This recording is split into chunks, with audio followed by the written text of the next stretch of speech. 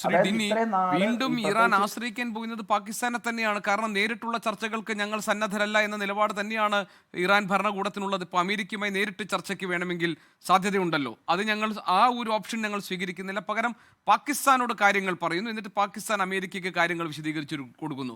ഇതേ നിലയിൽ തന്നെയാണ് ഇനി മുന്നോട്ട് പോകുന്നത്. ഇനി ഇപ്പോഴും ഉണ്ടായിട്ടുള്ള പ്രശ്നം ഇറാന്റെ സംഘം, അമേരിക്കൻ പ്രതിനിധി സംഘം അവിടുന്ന് പുറപ്പെടുന്നതിന് മുൻപ് തന്നെ മടങ്ങിപ്പോയി എന്നതാണ്. അപ്പോഴാണ് ഡൊണാൾഡ് ട്രംപ് പറഞ്ഞത്, ഇനി ഞങ്ങളുടെ സംഘം വരുന്നില്ല, നിങ്ങൾക്ക് എപ്പോൾ വേണമെങ്കിലും അമേരിക്കയെ ഈ ചർച്ചയിലേക്ക് കാര്യങ്ങൾ നിങ്ങൾക്ക് സംസാരിക്കാം, ഫോണിലൂടെ ഈ നയതന്ത്ര നീക്കങ്ങൾ തുടരാമെന്ന്.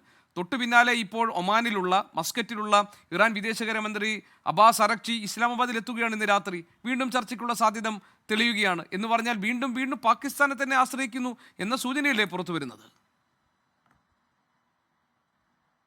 അത് അങ്ങനെ ആയിക്കോട്ടെ. അപ്പൊ നമുക്ക് അതിനകത്ത് പ്രശ്നമൊന്നുമില്ലല്ലോ. ഭാരതത്തെ സംബന്ധിച്ചോളം എവിടെ നിന്ന് സമാധാനം ആയാലും നമുക്ക് പ്രശ്നമില്ല.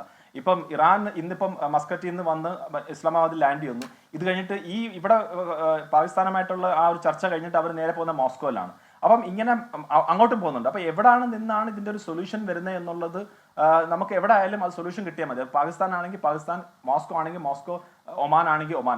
നമുക്ക് ഭാരതത്തെ സംബന്ധിച്ചുള്ള അതൊരു പ്രശ്നമല്ല. പക്ഷെ പ്രോബ്ലം എന്ന് വെച്ച് കഴിഞ്ഞാൽ അവർ നേരിട്ട് സംസാരിക്കാതെ ഇതൊരു ഇഷ്യൂ വരത്തില്ല. ഇപ്പൊ നോക്കൂ, അമേരിക്കയെ സംബന്ധിച്ചുള്ള അവർ മാക്സിമലിസ്റ്റിക് പൊസിഷനാണ് എടുത്തേക്കുന്നതിനകത്ത്.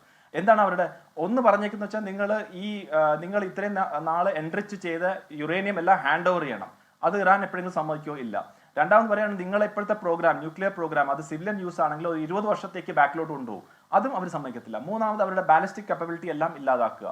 പിന്നീടാണ് ഇപ്പോൾ ലേറ്റസ്റ്റ് ആയിട്ട് ഈ സ്ട്രേറ്റ് ഓഫ് ഹോർമൂസിൽ അവർ ബ്ലോക്കേഡ് ചെയ്തേക്കുന്നത്. അപ്പൊ ഇതെല്ലാം ഇറാനെ സംബന്ധിച്ചോളം റെഡ് ലൈൻസ് ആണ്. അത് ഒരിക്കലും അവർക്ക് സമ്മതിക്കാൻ സാധിക്കില്ല. അതുകൊണ്ടാണ് ഞാൻ ചോദിക്കുന്നത്, ഈ യുദ്ധം ഒരിക്കലും അവസാനിപ്പിക്കേണ്ട എന്നൊരു താല്പര്യം ഇസ്രായേലിനും അമേരിക്കയ്ക്കും ഉണ്ടോ? അതുകൊണ്ടാണോ ഇറാൻ ഒരു കാലത്തും ഒരു തരത്തിലും ഒരു അവസ്ഥയിലും സ്വീകരിക്കാൻ സാധ്യതയില്ലാത്ത വ്യവസ്ഥകൾ വെച്ചുകൊണ്ട് ചർച്ചയ്ക്ക് ഇറങ്ങുന്നത്?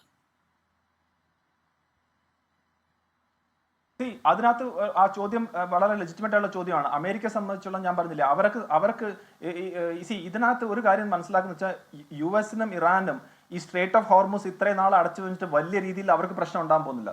പ്രശ്നം ഉണ്ടാകുന്ന മറ്റുള്ള രാജ്യങ്ങൾക്ക്, ചൈന ഉൾപ്പെടെയുള്ള രാജ്യങ്ങൾക്കാണ് വരാൻ പോകുന്നത്.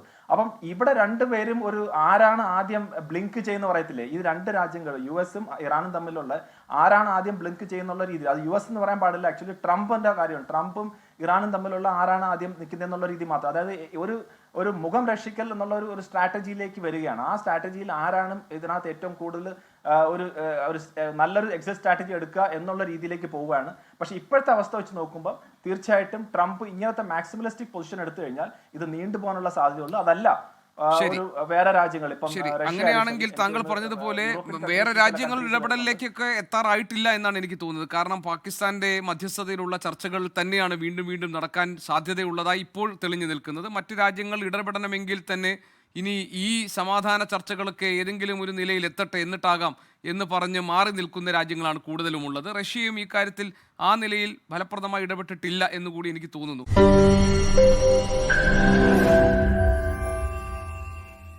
ലോകത്തെവിടെയായാലും ഏത് സമയത്തും 24 വാർത്തകളും ഓഗ്മെന്റഡ് റിയാലിറ്റി പാക്കേജുകളും എക്സ്പ്ലെയിനറുകളും വിശദമായി കാണാൻ ഞങ്ങളുടെ YouTube ചാനൽ നിങ്ങൾക്ക് സബ്സ്ക്രൈബ് ചെയ്യാം.